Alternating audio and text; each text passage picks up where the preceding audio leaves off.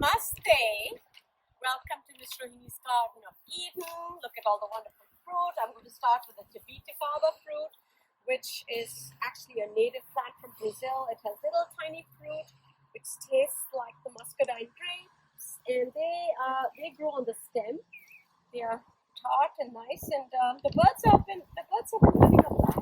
And here we go around the mulberry bush. I have two different types of mulberry trees, and this is the dwarf mulberry, and of course the birdies are loving it. And then I have the subtropical, my favorite fruit, lychee. The squirrels have been having a feast, although we see some little fruit, but let's see how long it lasts. And here we have the cousin of the lychee, the longer tree, which is also a subtropical fruit. And it has some fruit, and there are my turkey baits. Boys and girls, there is my clump of banana trees. I don't see an elephant there. Some papayas, they need a little bit of loving from the children and from Miss Rohini. The children's favorite fruit, which they love to devour, the star fruit. It has a lot of fruit, and the children just love eating the fruit. And we use the fruit for stamping as well. My favorite fruit, fall fruit, the persimmon, which is a native of China and Japan. This year it doesn't have too much fruit, but next year I'm expecting a bumper crop.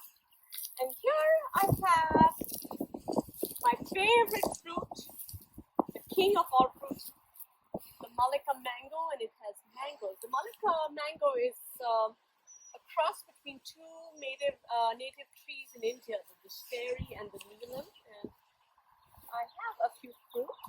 In addition to these trees, I have a wonderful Russian avocado tree.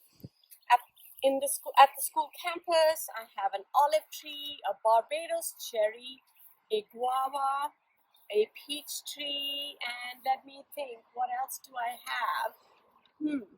I have another mulberry tree. So totally, I think I have about 17 to 18 different varieties of fruits.